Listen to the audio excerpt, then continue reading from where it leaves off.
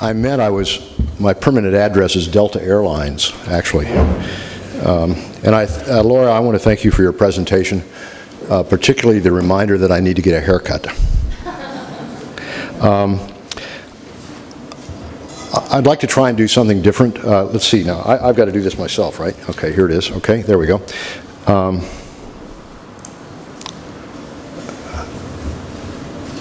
That's not, oh no. There's supposed to be a different slide there. Okay, well, I guess we'll go with what we have. Is there one slide after that that is hidden?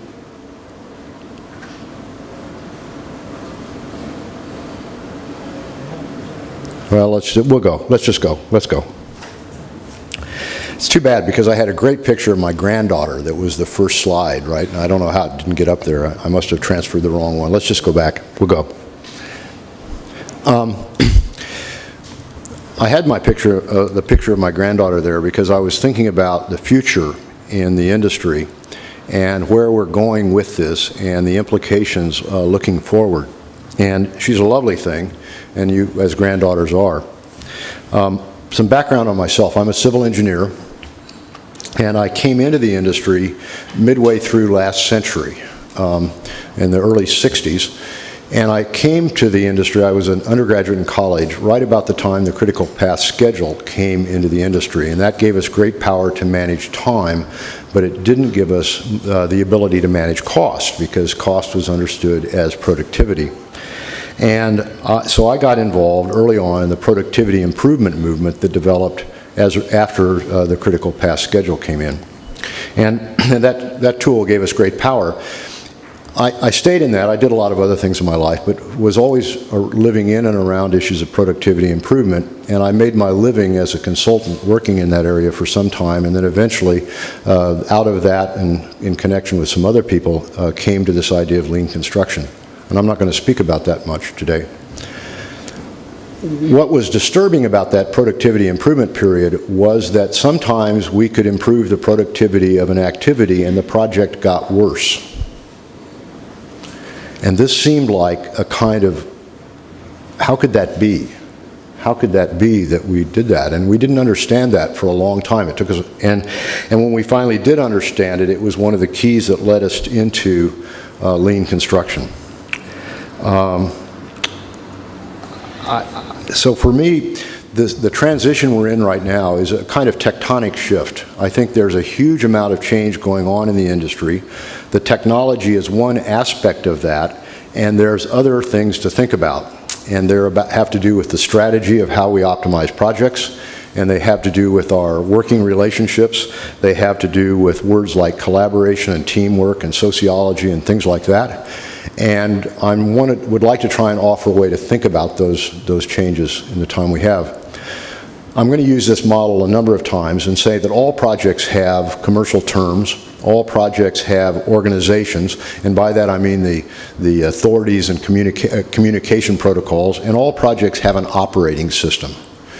And because I want to make some distinctions around that as we go forward. And I think all projects have technology.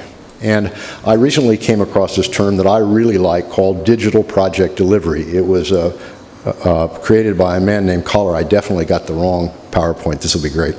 All right.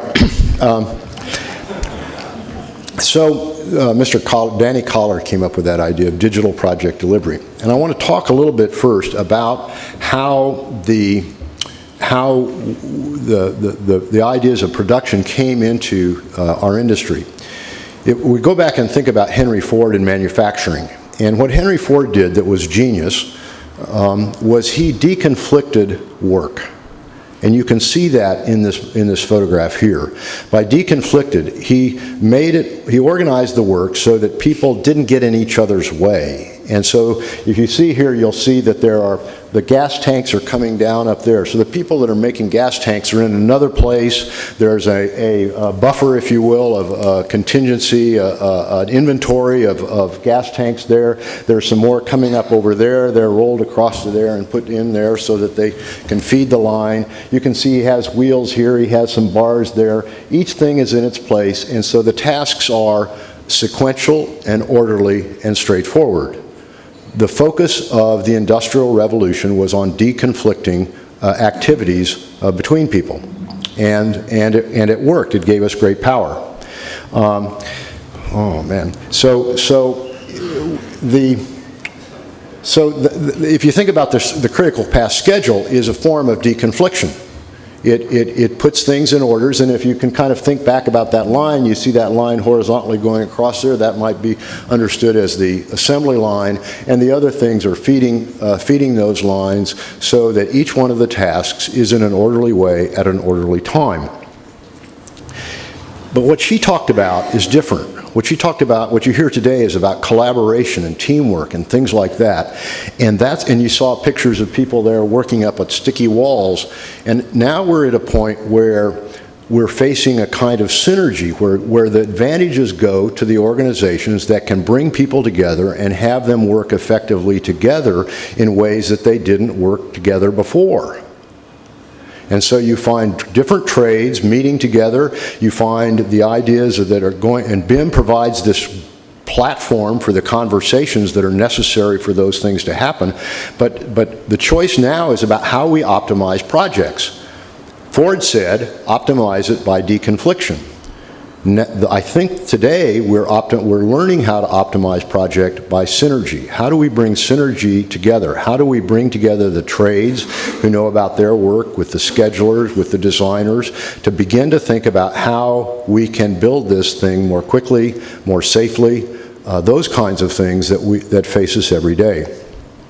And so that's the tension here, and the strategy for improvement in those from those two different ways is quite different. In the Ford line, the way you improved your performance there was you optimized the performance of each one of the pieces, and you brought them together, and that's what happened. Let's see what happens here. Now this is a slide of a project. It's not exactly a high-tech project, but my claim is that right now, and maybe beginning to change, the strategy in construction is that we try to optimize the project by optimizing each piece. And this slide is an evidence of that. It's not a very high-tech project. Some of you may know this kind of mixer. It's a concrete mixer. And I want to just tell you about the development of this slot very quickly, because this is what happens when you have local optimization. This site was once an empty lot. The first thing to arrive here was a truck that had the mixer. And the mixer is right here, and that truck pulled in and it dropped off the mixer right there. Now you notice that the input side of the mixer is back there, and so now when you bring gravel and sand that has to be put in, it has to be shoveled around the mixer, put in there, it's mixed, it comes out there, and it's put in a wheelbarrow, and the wheelbarrow is pushed off of the thing, and they come over here and they push it up this little ramp over here that they have to do, right? And so how did that happen? How it happened is the truck driver came off, he drove off the thing, he said, looks like a good place to do it. He dropped it right there and he left. There was no conversation about how that might work with anybody else. Nobody else thought about that. The next people arrived there and it's like, that's where it is. Nobody turns it around, and so they do that. Now, it gets better. You see this is in an area near a large refinery, and there's a shortage of labor. And the guy that was building this addition on his hotel was concerned that the mason might not show up. And so he pushed the mason very hard to prove that they were going to come to the job. And so the mason did come to the job, and they put up the tower here, which was an elevator. There's a cable that comes over. There's a pulley here that goes out to the curb where you hook that over the back of your trailer hitch or on the back of your car, and you pull up to the first floor. You know, it races like that. And so he puts his tower up here, and it's a little dim in this, but if you look at the mixer right here, you'll see this wires right here. Well, those are the guy wires that hold that tower in place, because the wind is blowing that way all of the time. But that's what happened. That was the next logical, simple step to do. And then they dropped off the blocks back here because they wanted proof that the mason was going to be there to go to work. And so the mason kept providing this proof. But what we have here is a project where everybody's trying to maximize the performance at this moment right now, for sure, with little connection to how it's actually going to affect the project performance as a whole. Okay, so I just want to say that that's kind of the tradition we come up in, and it leads to a project manager's view that's something like this. right? It is a difficult thing to try and balance the competing objectives and the contradictions between when I arrive on the site and don't have the circumstances that I thought I was going to get when I came to the site. So back to this model. In the industry, so we've used this model before. I'm just reminded us of it here. And then, so I want to say that in traditional practice, think about traditional practice in this. And this is where I want to try and make the point that we're at a time of great transition. In traditional practice, if you unfold that triangle, we have commercial terms that are lump sum, low price, and we're trying to get local optimization. We want to get if we got the lowest price for the concrete, lowest price for the rebar, lowest price, we'd have the lowest price project. Our operating system is activity centered. We have specialist activities, parts, that's how we think about things. And the organization is hierarchical, siloed, and it's command and control. It's kind of straight out of the deconfliction model. Now you have ideas come, and you hear a lot of words today like sociology and collaboration and lean, and those words are really not up there. Those words really aren't up there. People, of course, have always tried to work together in the field, but it's a challenge when you have everybody trying to optimize their performance. It took us a while before we realized that the strategy of today was optimize the project and not the piece, and we began to realize as we were developing the ideas in lean construction that the strategy was shifting to optimize the project and not the piece. And that causes some big stress in organizations, and it's a very different approach to how we're going to manage projects, and we'll talk about that a little bit more. So I'm just saying traditional practice looks like that. And if we think about where we are today, particularly in lean construction and IPD, those kinds of things, we have something that looks more like this. We're focused, the thing that got us here was focusing on workflow. Glenn Ballard asked a question that really changed the industry in the middle 1980s when he said, how well does planning work? And we went out to find out, and we asked foremen what they were going to do next week. And we'd come back next week and say, was it done or not done? How many tasks did you have in your weekly work plan? Were they done or not done? We didn't give partial credit. So if they were going to hang 10 light fixtures in the conference room, and they got 8 of them up, we said that's not done. It was a brilliant measure by accident because what we were measuring was the point where work was handed from one trade to the next. And then we began to realize when we go out on sites, go out and look at that site we looked a minute ago, that we saw lots of stuff stacked around that was ways that trades could insulate themselves from the behavior of other trades because the workflow was unpredictable. One of the early moments of this is when we were working on a project, a silicon plant in Dallas, and we noticed that the superintendent was bringing mechanical contractor was bringing larger subassemblies out to site. And we said, Bruce, we notice you bringing larger subassemblies out to site. Why is this? And he said, well, your workflow here is becoming much more predictable. And we said, so? And then he had this great line. He said, well, how can you do things just in time if you don't know what time it is? And unless you have predictable workflow on the site, you don't know what time it is. And so the best strategy, if you don't know what time it is to bring lots of pieces out to the site so people can always stay busy. Again, we're back into kind of a local optimization thing. But if you do know what time it is, then you can make larger subassemblies, bring them out to site, and put them right in place. So we begin to see a kind of industry transformation coming out of that in a very kind of surprising way. So I think there's a moral imperative today, and this is where I wanted to have the picture of my granddaughter, because we're moving from local optimization, which has been a tradition of our contracting and scheduling and management practices since the early 60s. We're moving now to a time of this, where we're trying to move from optimizing the activity to optimizing the project. I think we're now faced with a real issue of, I'll call it global optimization. How do we deal with the carbon dioxide? How do we deal with the issues that we have of affecting the environment? The stuff we build, the way we build it, is a major contributor to that. And when I think about my granddaughter, and I think, if she lives as long as I do, she'll be here in 2083, okay? 20, 2083. Imagine the world that we're leaving her, and I think we have some responsibility here about this. And so the idea of reducing waste sounds like a good idea, but the idea of coming together and thinking how we can actually manage this problem in a bigger and deeper way is the challenge before us. It's a problem that calls for synergy, not for deconfliction. And that's where we are today, is we need to understand how we're going to do that and how we're going to bring that forward. And I think we need to, I asked Deke about this, what do you mean by interoperable? And I think it's time for us to begin to think about how we move from interoperable software or data, as Deke said, to interoperable organizations. Everything that happens on a project happens first in words. And that's how we need to think about this issue of interoperability. How do we actually talk to each other, and how do we learn how to collaborate in a different kind of way? And I'd like to spend some time on that. Okay, I'd like to. This line of thinking is out of. It's called the language action perspective. I just heard an interesting talk by Sir Bragg, or do you know Alan? Is it Sir? Melvin Bragg has a podcast, In Our Time, and he had one last week about ordinary language. And I'd like to talk about how we coordinate action and to try and learn how to do this much more effectively.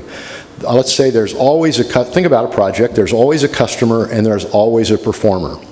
And so the customer thinks about what they want, and they might do some work internally, and they make a request. All business starts with a request or an offer. Here the speaking is the action. Will you get me a cup of coffee? Right? That's a request. So all business starts with a request or an offer. If those requests or offers are clear, that makes it, of course, easier. And then there's some clarification and negotiation typically between the parties. And that might, when I was asked to come here, I said, gee, that's a great idea. And so then I said about it, I got a hold of Delta Airlines and found out how to get a ticket. There's all those kinds of things that you have to do to get ready for that. And I said, yes, I can be there. And so I made a promise, and I said I'd be there. And there were some conditions of satisfaction that were established, and there was a completion time, which is in 12 minutes and 51 seconds or something like that. Okay. And so we set that in place, and then we moved to a performance phase. And during that time, particularly on a project, you can see many request promise cycles. And eventually, the performer is done and says, I'm done, making a declaration. That's another act we make. A declaration is positional. For example, I could say, I now pronounce you man and wife. But I don't, she says, no, don't do that, right? I don't have the authority, okay? So you're safe, right? But the idea of a declaration is positional. A declaration that matters on a project is when a lead hand of a crew says, I'm done. Because when I say I'm done, then that means the next person in line can take over and take the work from there. And so having a clear declaration of handoff is important. Now, and sometimes that I'm done may trigger a quality check cycle, or it may trigger the next crew. We really need to design our projects so we know what that means. So I'm not talking about here commitment as desire. I'm talking about promise, where we speak in promise and we act in promise, and we design our organizations around that. Now, one of the things about lean construction was we eventually realized that we were making bad assignments, and we said the key to that was, how would we know what a good assignment was? And we finally realized it was the lead hand or the foreman, and we said, well, they should say no. I was an officer in the Seabees in the Navy. The idea that somebody would say no was like a huge cultural shock. I expected people to say can do. That was the motto. If you had to steal the stuff from the Air Force to do it, that's all right. And so the way we got into lean construction was when we realized that saying no in a project was the equivalent of Engineer Ono stopping the line in manufacturing. because we needed to bring our planning system under control if we were going to bring, work moves in a project because of the administrative act of making an assignment, and we needed to bring that under control. So it's the focus on this promising, this action in language is really a key issue. All right, so declare complete, I'm done. Now there's actually five actions in language where the speaking is the action. Offer request, I promise, a declaration, I'm done, an assertion. An assertion is a claim for the truth. We are in the Guinness building in Dublin, Ireland. We have a solid basis for believing that. So I can assert that that is a fact. The last one is we make assessments, and that's really, we form our opinions, and we form them ourselves. Our opinions are never right or wrong. It's hard for me and my wife to agree on that sometimes. But they may be more or less well-grounded. In other words, you may have a foundation for your opinion that matters. And I'll tell a story. When I first got interested in this, I came back from a trip, and my wife and I are walking up the driveway, and it was a lovely Idaho afternoon, and the sun was going down. We live in the mountains. And my wife said to me, "The grass is getting long." Now, which one is that?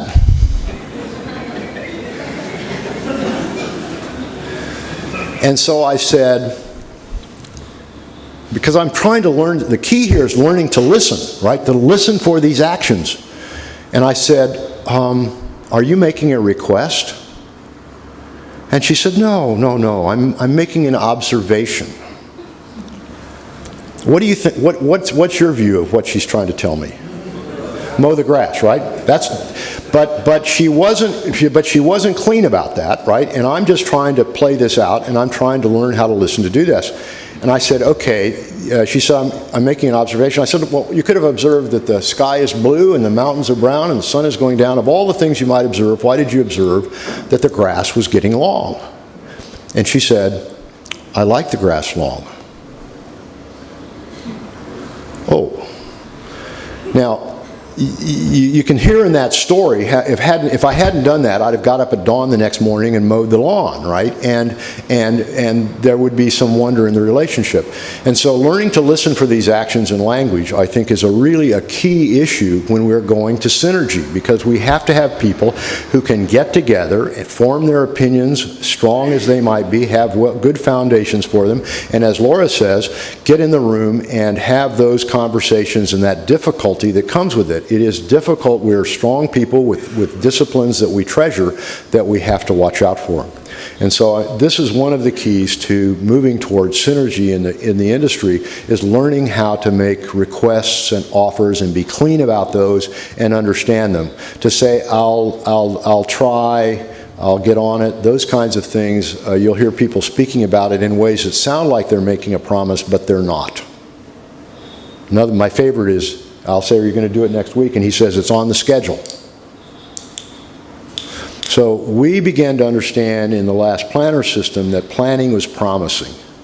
And we wanted to have those conversations that were built around that, and then to measure our ability to keep promises, not in a sense of punishment, but rather to try and do the PDCA version that she offered about how we can improve our planning performance. Where did I make a mistake when I made that promise last week, and learn from that experience? Okay, so that's enough about that. Another thing that I want to talk briefly about is leadership.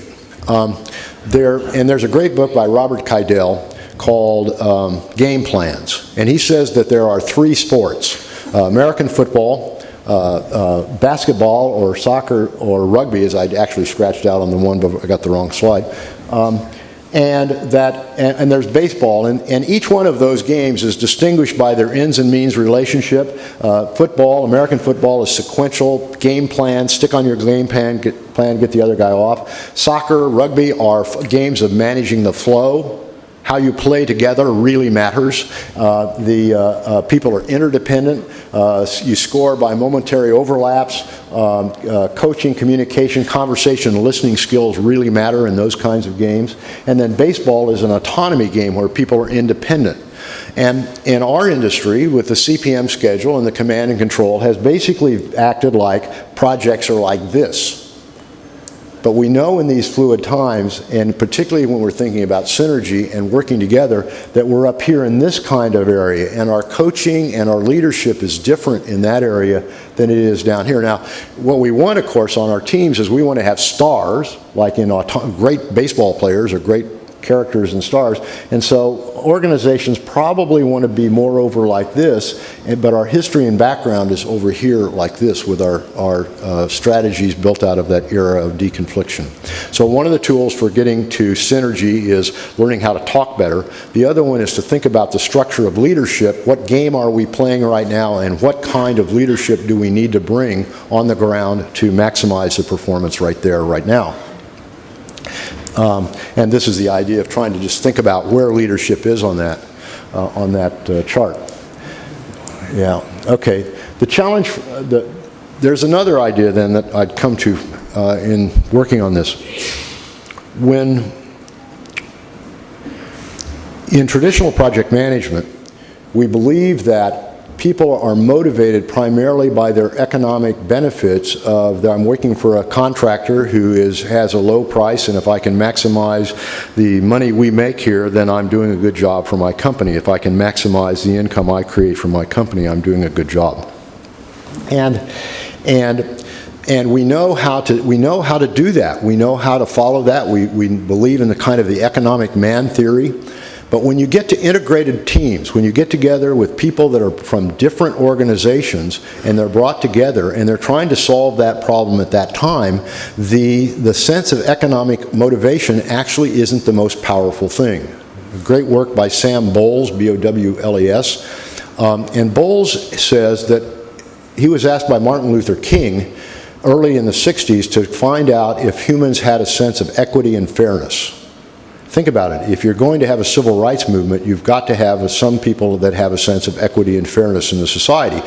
And Bowles found out that there is certainly one, and we all know that, and that people have an innate sense of equity and fairness. Now, the challenge for leadership on integrated teams is less about worrying about the finances than it is about worrying about somebody on the team who becomes what Bowles calls a free rider. Somebody who is not playing their corner, not doing their job. And I'll confess, I have been a free rider on teams on occasion, and I have been on many teams where there are free riders. And what Bowles says, if you want to succeed in this kind of organization, in this kind of integrated team where the people that are working together are no longer primarily stoked by their financial interest, but you need to be able to identify those people who are not taking their weight, not playing their corner. And Bowles says that the answer to that is a kind of three-step process. The first time I go and I say, you're not carrying your weight. And I do that privately. The second time, I call the person out in public, and the third time, 3 strikes and you're out. And so Bowles is very tough about this, particularly on integrated teams, that we cannot, that we're an integrated team probably doesn't mean we're polite and kind. Right? We need to have the courage to speak directly to people about their behavior and their participation on the team. Perhaps they have a good reason for not behaving more effectively. Bowles shows that when you can punish people, and by punishing he doesn't mean whips and chains, he means like calling them out, that the average contribution of people to the greater good increases when punishment is permitted. And I'm talking about the kind of punishment of calling people out and really and calling on their sense of equity and fairness. And that when you can do that, your teams behave better. And when you quit doing that, they behave worse. So this is a whole new line of thinking. We're so tucked in the construction industry to this economic theory approach. So now where we are is I think we're at a great moment here. We can see a different way to think about work. We can think of a different way to think about management, and we can think about a different way to call on people, the better angels of their nature, as Abraham Lincoln said, to work to maximize the project performance. Thank you. And sometime if you want to see the other slides, I'll show you. All right, they're great.